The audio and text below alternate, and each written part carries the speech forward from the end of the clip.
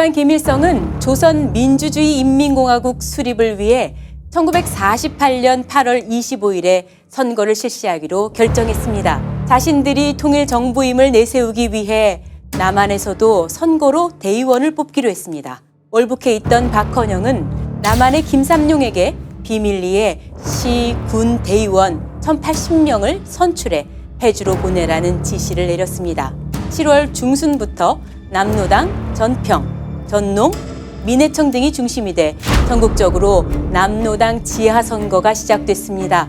아직 대한민국 정부가 수립되기 한 달 전 행정과 치안력이 구석구석 미치지 않던 때였습니다.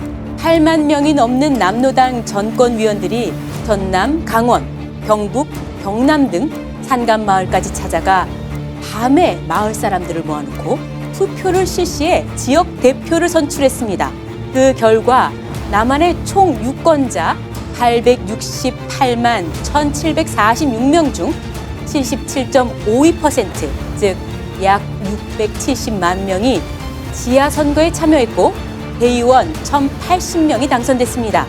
이때 김달삼은 안세훈, 고진희, 문등용, 강규찬, 이정숙과 함께 제주도 유권자 52,530여 명의 투표용지를 가지고 해주로 올라가 인민대표자 대회에 참석했습니다. 8월 2일 성산포에서 어선을 타고 목포에 도착해 열차편으로 서울에 모인 뒤 38선을 넘어 월북한 것입니다. 김달삼은 8월 21일부터 26일까지 열린 해주 인민대표자 대회에서 제주도 사건에 대해 이렇게 보고해 열광적인 갈채를 받았습니다. 4월 3일 오전 2시를 기하여 인민군이 총동원됐습니다.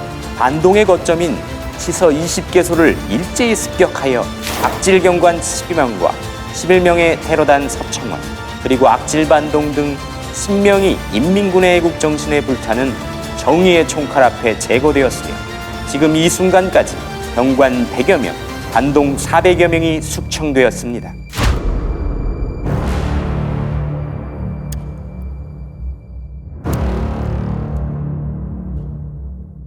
그는 통일중앙정부 수립을 위한 지하선거의 제주도민 지지율이 80%에 가까웠다며 민주조선 완전 자주독립 만세! 조국의 해방군인 위대한 소련군과 그의 천재적 명도자 스탈린 대원수 만세를 부르며 연설을 마쳤습니다. 남한에서는 지하선거, 북한에서는 흑백함 선거를 통해 뽑힌 최고인민회의 대의원들은 9월 2일 평양에 모여 인민공화국 창건을 위한 조선 최고인민회 제1차 회의를 열었습니다. 여기서 김달삼은 김일성, 허헌둥과 함께 49명의 조선 민주주의 인민공화국 헌법위원으로 선출됐고 국기훈장 2급 훈장을 받았습니다. 그리고 대한민국 정부 수립 후 25일 만인 9월 9일 김일성을 수상으로 박헌영, 홍명희, 김책을 부수상으로 하는 조선 민주주의 인민공화국의 수립이 선포됐습니다.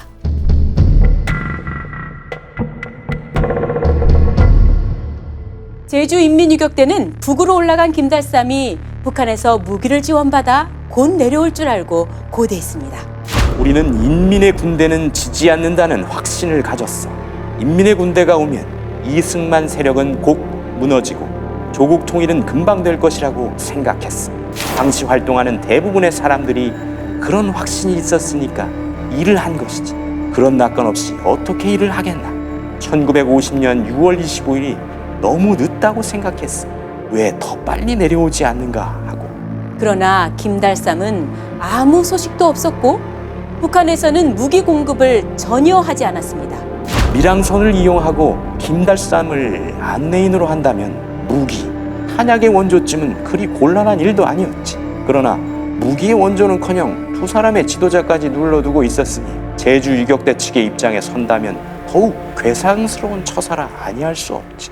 결국 김달삼의 뒤를 이어 이덕구가 제주 인민유격대 제2대 사령관직을 맡게 됩니다.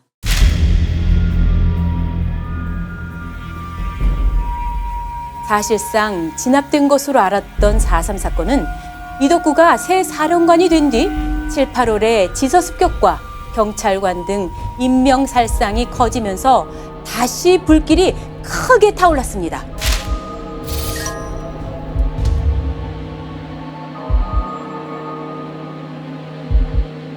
평양에서조차 제주에서 큰 사건이 벌어지는 것을 달거워하지 않았지만 이덕구는 9월 15일부터는 경찰뿐 아니라 국군과 우익인사, 양민에 대한 공격을 시작했습니다. 북의 원조가 끊기고 국군의 토벌 작전으로 숨통이 죄어오자 이제는 생존을 위해서라도 투쟁해야 하는 상황이었던 것입니다. 수많은 사상자가 발생하자 큰 충격을 받은 정부는 10월 11일 제주도 경비사령부를 설치하고 대대적인 토벌에 들어갔습니다. 여수 14연대의 한계대대도 제주 구연대로 파견하려 했지만 10월 19일 이를 거부하는 남로당 장병들의 14연대 반란 사건이 발생했고 이는 여수 순천 사건으로 이어졌습니다. 14연대 반란 장병과 좌익 세력이 전라남북도를 휩쓸자 기세가 등등해진 이덕구는 10월 23일 제주시가에 사격을 가하고 제주 북방 50여 곳에 봉화를 올렸습니다. 북한의 조선인민공화국 국기가 곳곳에 개항됐습니다. 다음 날인 10월 24일은 소련의 10월 혁명 기념일이었습니다. 이덕구는 이날을 기해 대한민국을 상대로 선전포고문을 발표합니다. 대한민국 정부를 괴뢰 정부로 규정하고 군경에 대한 호소문을 배포했습니다. 제주도 인민들은 당신들을 믿고 있다. 침략자 미제를 이 강토로부터 쫓아내기 위해 매국노 이승만 악당을 반대하기 위해 당신들은 총뿌리를 그놈들에게 돌리라. 내 나라, 내 부모 형제 지켜주는 빨치산들과 함께 싸우라. 인민유격대는 선전포고 후 11월 2일 제주 한림에 주둔한 국군 구연대 6중대와 3중대를 공격해 국군 21명이 사망했습니다. 1948년 11월 17일 제주도 공산화의 위기에 처한 정부가 결국 계엄령을 선포하고 강경 진압 작전을 전개했습니다.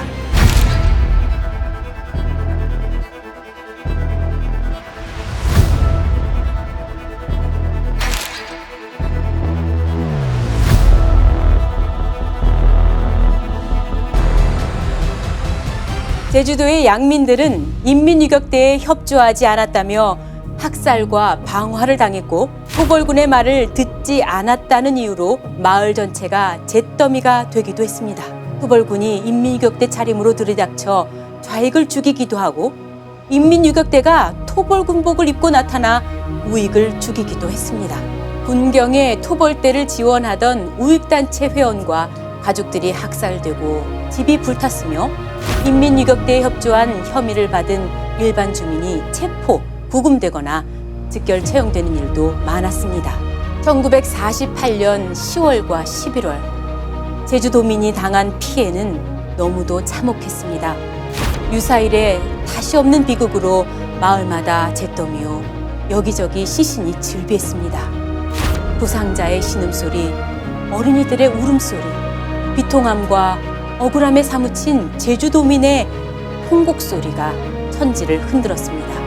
그러나 이렇게 비참한 상황이 벌어진 것은 1948년 10월 인민유격대가 대한민국에 선전포고를 하고 국군을 공격했기 때문이라는 것은 분명한 역사적 사실입니다. 1948년 4월 3일부터 7월 20일까지는 경찰관 56명, 우익과 가족 235명이 학살됐고 인민유격대 28명이 사망했지만 인민유격대가 국군을 공격하는 일은 없었고 국군이 제주도의 양민을 죽인 일도 없었습니다. 그러나 인민유격대의 선전포고와 계엄령 선포 이후 1948년 11월 2205명, 12월 2974명, 1949년 1월 2240명이 목숨을 잃어 가장 많은 인명피해를 냈습니다. 이 가운데는 과잉 진압으로 억울하게 죽은 사람도 많았습니다. 12월 31일까지의 계엄 선포 기간 동안 제주 남로당은 조직이 괴멸될 정도의 결정적 타격을 입었습니다.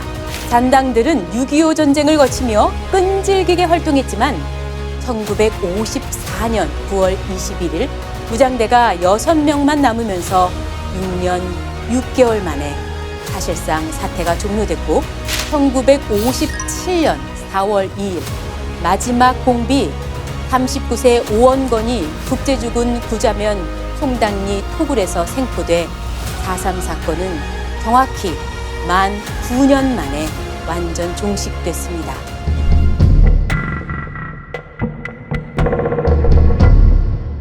(1948년 12월) 이덕구의 경호원인 17살 김정진이 자수하고 병기창과 보급창이 습격당해 소총 370정과 실탄 수천 발이 압수되면서 이덕구는 치명적 타격을 입었습니다. 1949년 3월 말에는 이덕구의 최대 병력인 1000여 명이 동원된 녹화학 전투에서 178명이 사살돼 이덕구는 재기불능 상태가 됐습니다. 1949년 6월 7일 새벽 3시 이덕구는 배를 타고 제주도를 탈출해 지리산 빨치산 사령관 이현상과 합류하기로 하고 하산을 시작했습니다. 그러나 그는 견월학 부근 제주 용강리 북받친밭에서 군경에 포위됐습니다.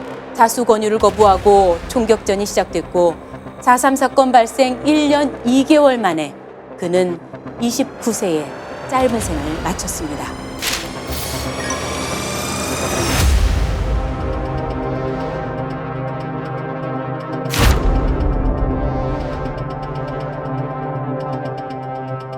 북한으로 갔던 김달삼은 이덕구 사망 2달 뒤인 1949년 8월 월북 남로당원들로 구성된 군사교육기관인 강동정치학원 졸업생 300명을 이끌고 유격대 제3병단장으로 태백산으로 침투했습니다. 국군 토벌대의 공세에 밀려 북으로 퇴각했다가 다시 동해안으로 침투했지만 1950년 3월 22일 정선군 반론산에서 8사단 21연대의 공격을 받고 또 월북했습니다. 김일성의 6.25 남침이 시작된 6월 25일 오전 9시경 김달삼은 강동정치학원 출신 유격대원 500여 명으로 구성된 549 부대로 남하해 경남 신불산 부근에서 부산지구에 침투하려고 했지만 낙동강 전투가 치열하던 1950년 8월 30일 백인엽 연대장이 지휘하는 수도사단에 의해 549 부대는 대부분 사살됐습니다.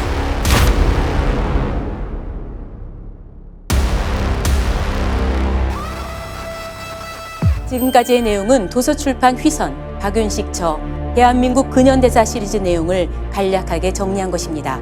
공정하고 객관적인 역사의 기록이 이 책에 실려 있습니다.